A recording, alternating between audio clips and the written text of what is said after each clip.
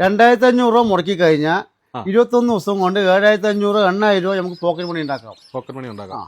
Magic അല്ല, ഇതും കൊണ്ട് കുറെ ആളുകൾ ജീവിക്കുന്നുണ്ട്. ഇത് കോഴിമുട്ട വിരിയിപ്പിക്കുന്ന ഇൻക്യുബേറ്റർ ആണ്. ഇതിൽ കോഴിമുട്ടയാണെങ്കിൽ 200 മുട്ട വിരിയിപ്പിക്കാം, കാടമുട്ടയാണെങ്കിൽ 500 മുട്ട വിരിയിപ്പിക്കാം. ഇതിനകത്ത് 200 വിരിയിക്കാൻ പറ്റും. കോഴിമുട്ടയാണെങ്കിൽ 200 വിരിയിപ്പിക്കാം, കാടമുട്ടയാണെങ്കിൽ 500 വിരിയിപ്പിക്കാം. അപ്പോൾ ഈ 2500 രൂപ മുടക്കി കഴിഞ്ഞാൽ ചെറിയ രീതിയിൽ സംരംഭം തുടങ്ങുന്നവർക്ക് സുഖമായി സംരംഭം ചെയ്യാം. ഇത് ആർക്കൊക്കെ ചെയ്യാൻ പറ്റും? ഇതിൽ വീട്ടിൽ വെറുതെയിരിക്കുന്ന ആളുകൾക്കും കോളേജിൽ പഠിക്കുന്ന കുട്ടികൾക്കും വയ്യാതിരിക്കുന്ന ആളുകൾക്കുണ്ടല്ലോ, അവർക്ക് ചെറിയ സംരംഭം ചെയ്യാൻ പറ്റിയ സംഭവം. 80-85 വയസ്സേ അമ്മമാരും അച്ഛന്മാരും ഉപയോഗിക്കുന്നുണ്ട്, അടിപൊളി ഉഷാറായിട്ട് ഉപയോഗിക്കുന്നുണ്ട്. നമ്മൾ അവർക്ക് വേണ്ട സപ്പോർട്ട് നമ്മൾ ചെയ്ത് കൊടുക്കുന്നുണ്ട്. എങ്ങനെ ഉപയോഗിക്കണം, എന്ത് ചെയ്യേണ്ട കാര്യങ്ങൾ നമ്മൾ വ്യക്തമായിട്ട് പറഞ്ഞു കൊടുക്കുന്നുണ്ട്.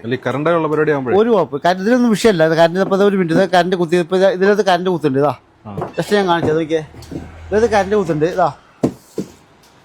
ഇതൊന്നും വിഷയമല്ല. 12 വോൾട്ടാ അല്ലേ? 12 വാട്ട്. ഡി സി ആണ്. ഞാൻ വേണമെങ്കിൽ കുത്തതാ, ഇതിനകത്ത് ഒരു വിഷയമല്ല. ഷോക്ക് അടിക്കും. ബാക്കിയൊക്കെ നമ്മൾ ഇൻസ്റ്റാൾ ചെയ്തിട്ടുണ്ട്. മറ്റേ ഇതിൻ്റെയൊക്കെ എ സിൻ്റെ ഒക്കെ നമ്മൾ ഇൻസ്റ്റാൾ ചെയ്തിട്ടുണ്ട്. വിഷയമൊന്നുമില്ല, ഇതിനകത്ത് വേറെ പ്രശ്നമൊന്നും ഇല്ല. ഓക്കെ, ഇതിനകത്ത് ഇത് ബൾബിൻ്റെ ഇത് മാത്രമേ ഉള്ളൂ, ബാക്കിയൊക്കെ ഒന്നും വിഷയമല്ല. അത് ജെട്ട് കിട്ടുന്ന വിഷയമല്ല, ഒന്നും വിഷയമല്ല. ഒരുപാട് പേര് ഇത് വാങ്ങിക്കുന്നുണ്ടോ? ഞങ്ങൾക്ക് ഫുൾ ടൈം വർക്ക് ഉണ്ട് ഇവിടെ. അപ്പൊ തന്നെ നിങ്ങൾക്ക് ഏകദേശം നിങ്ങൾക്ക് ഈ സ്ഥാപനം കണ്ടാൽ തന്നെ ഏകദേശം മനസ്സിലായില്ലേ? ഞങ്ങൾ ഈ സ്ഥാപനം കണ്ടാൽ തന്നെ നിങ്ങൾക്ക് ഏകദേശം ഇതിൽ ഈ സ്ഥാപനം എങ്ങനെ ഓടിക്കൊണ്ടിരിക്കുന്ന കാര്യം മനസ്സിലായില്ലേ? ഇത് ഫുൾ സ്റ്റോക്ക്. ഇതിന് മുന്നത്തെ ഒരു വീഡിയോ വന്നതിൽ നിറയെ കുറെ കാലിയതാണ്. നമുക്ക് വന്ന് ഇഷ്ടംപോലെ വർക്ക് വന്നുകൊണ്ടിരിക്കുന്നുണ്ട്. ഇതിനകത്ത് 2 ഫാന്, 2 ബൾബ്, ഇതിനകത്ത് അഡാപ്റ്ററൊക്കെ ഉണ്ടാകും, അതൊക്കെ ഞാൻ കൊടുക്കുന്നുണ്ട്. കറണ്ട് ചാർജ് വളരെ കുറവാണ്, 12 വാട്ട് വഴിയാണ് കറണ്ട് വരിക. നമുക്കിതിനകത്ത് 2 ഫാൻ, നോർമൽ ഫിലമെന്റ് ബൾബ് അല്ലേ ഇടുന്നത്? Filament bulb. അത് ഫുൾ ടൈം കത്തില്ല, അത് ചൂടാകുമ്പോൾ ഓട്ടോമാറ്റിക്കായി നമ്മൾ ചൂടാറിൽ സെറ്റ് ചെയ്ത് വെച്ചിട്ടുണ്ട്.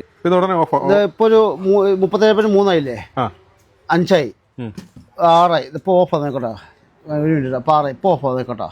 ഇതായി അത്രയും ഓഫ് ആവും. 37.7 ആകുമ്പോൾ ഓഫ് ആവും. നമ്മൾ തുറന്ന് വെച്ചോ, ജസ്റ്റ് നോക്കട്ടെ. ഇപ്പോൾ ഇത് തുറന്നില്ലേ, ഇപ്പോൾ ഇത് ചൂട് കുറയുന്നപ്പോൾ ഓണായി നോക്കട്ടെ. കഞ്ചാട്ട് നോക്കട്ടെ, ഇപ്പോൾ ഒരു രസമല്ലേ? ഇപ്പോൾ ഓണാ കത്തി നോക്കട്ടോ. ഇതപ്പോൾ കത്തതാ, ഇതാ കത്തി. ബാക്കിയുള്ള കാര്യങ്ങളൊക്കെ നമ്മൾ പറഞ്ഞു കൊടുക്കും. കാറ്റലോഗും കാര്യങ്ങളൊക്കെ ഉണ്ടാവും.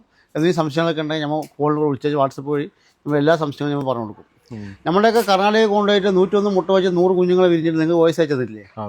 ഇതേപോലെ ഒരുപാട് ആളുകളുണ്ട്. നമുക്ക് 7, 8, 9 ഇൻക്യുബേറ്റർ കൊണ്ട് ഇതുകൊണ്ട് നല്ലൊരു ജീവിതം മുന്നോട്ട് പോകുന്ന ആളുകളുണ്ട്.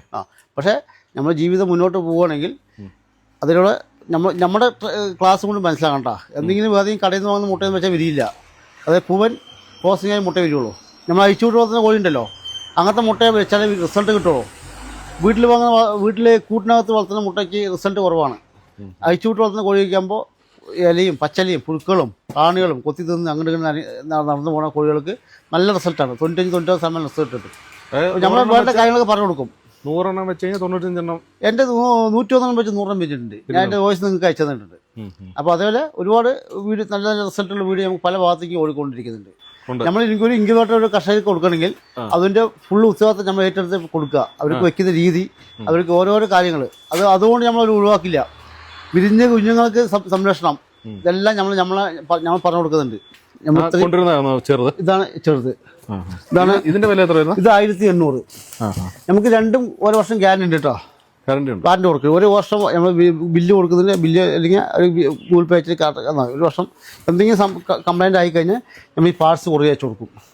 അപ്പോൾ ഈ 200 മുട്ട വിരിയിച്ചാലേ 21 ദിവസം കൊണ്ട് 7,500. അതെ, 7,500 രൂപ. എത്ര രൂപ കിട്ടുമെന്ന് പറഞ്ഞില്ലേ? അതെങ്ങനെയാണെന്ന് പറയാമോ? നമ്മളിപ്പോൾ 200 മുട്ട വാങ്ങിക്കുകയാണെങ്കിൽ ഒരു മുട്ടയ്ക്ക് 12 വെച്ച് കൂട്ടിയാൽ മതി. 12 വെച്ച് കൂട്ടിയാൽ 200 മുട്ടയ്ക്ക് 2,400 രൂപയാ. ഒരു കുഞ്ഞ് 200 മുട്ട വിരിഞ്ഞു കഴിഞ്ഞാൽ ആ ഒരു നാടൻ കുഞ്ഞിന് 60 രൂപ മാർക്കറ്റ് വേണ്ട, 50 രൂപ കൂട്ടിക്കോ. 200 വിരിയോ? വേണ്ട, 170 കുഞ്ഞ് കൂട്ടിക്കോ. 130 വയ്ക്കോട്ടെ, 170 കൂട്ടിയാൽ മതി. 170 × 50 കണക്ക് കൂട്ടിയാൽ മതി. 8,000 മേലെ മുട്ടേൻ്റെ കാശും കഴിഞ്ഞ് ഒരു 7,000-7,500 പോക്കറ്റിലിടാം. തന്നെയാണ് എൻ്റെ കണക്ക്. നമ്മൾ അധ്വാനിക്കാനും സംരംഭം തുടങ്ങാനും ഒരു ചെറിയൊരു ആഗ്രഹം ഉണ്ടെങ്കിൽ, ഇതിനോട് താല്പര്യം ഉണ്ടെങ്കിൽ മുന്നോട്ട് പോകാൻ സാധിക്കും. ഏറ്റവും കുറഞ്ഞ മുടക്കില്ല, ഏറ്റവും ചെറിയ മുതൽ മുടക്കും. ലക്ഷങ്ങളൊന്നും മുടക്കൊന്നും വേണ്ട, ചെറിയ മുതൽ മുടക്കും. ഒന്ന് തുടങ്ങി നോക്കിയാൽ മതി, അതിന് പ്രയത്നിക്കാമല്ലോ. അപ്പോൾ ഈ 2 ടൈപ്പുള്ള ആൾക്കാർക്ക് പറ്റും. അതായത് മുട്ട പിന്നെ മടിയിൽ ഇത് ചെയ്യാൻ താല്പര്യമുള്ള ആളും വേണ്ട. താല്പര്യമില്ലാത്ത ആൾ ചെയ്തിട്ട് കാര്യമൊന്നുമില്ല കേട്ടോ. വെറുതെ താല്പര്യമില്ലാത്ത ആൾ ഒന്നും ചെയ്തിട്ട് കാര്യമില്ല. ഏത് സംരംഭം തുടങ്ങിയാലും അതിനൊരു താല്പര്യം വേണം.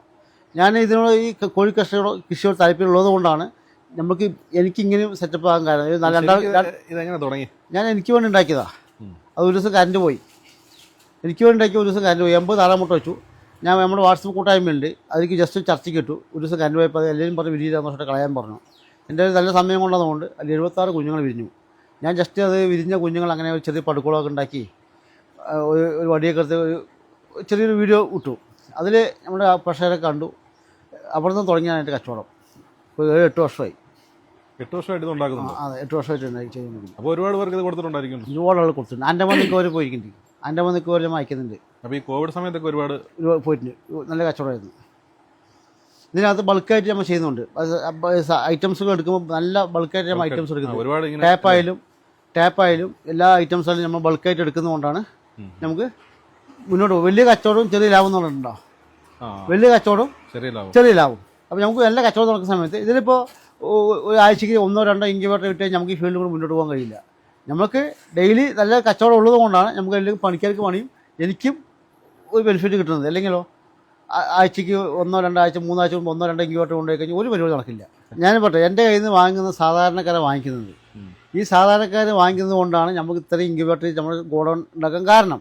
ഇതിനകത്ത് ഒരു ഐസ് ബോക്സ് ഒക്കെ വെച്ച് നമുക്ക് വലിയ ട്രേ ഒക്കെ വെച്ച് നമുക്ക് ഉണ്ടാക്കാൻ കഴിയണ്ടല്ല. അത് ഉണ്ടാക്കി കഴിഞ്ഞാൽ സാധാരണക്കാർക്ക് നമുക്ക് സംസാരിക്കാൻ കഴിയില്ല. മനസ്സിലായോ? 4500-5000 കൊടുത്ത് ഇൻക്യുബേറ്റർ വാങ്ങിക്കാൻ കഴിയില്ല ആളുകൾക്ക്. ഇതാകുമ്പോൾ ഒരു ചെറിയ പൈസ 2500-ക്ക് 200 മുട്ട വയ്ക്കുന്ന ഇൻക്യുബേറ്റർ, 1800-ക്ക് 100 മുട്ട വയ്ക്കുന്ന ഇൻക്യുബേറ്റർ സാധാരണക്കാർക്ക് കൊടുക്കാൻ പറ്റിയ ഒരു സംഭവം തന്നെയാണ് നമ്മുടെ കയ്യിലുള്ളത്. റിസൾട്ട് പക്കയാണ്. നമ്മൾ 1800-2500 പറഞ്ഞിട്ട് കാര്യമില്ല. റിസൾട്ട് പക്കയാണ്. നമുക്ക് ഏത് സമയത്തും വിളിച്ചാൽ നമുക്ക് കോൾ അറ്റൻഡ് ചെയ്യുന്ന ആളാണ്. അതുകൊണ്ട് തന്നെയാണ് എനിക്ക് സപ്പോർട്ട് നമ്മളെ ആളുകൾ സപ്പോർട്ട് ചെയ്തുകൊണ്ട് മാത്രമാണ് നമ്മൾ ഇങ്ങനെ ഈ ലെവലിൽ എത്താൻ കാരണം.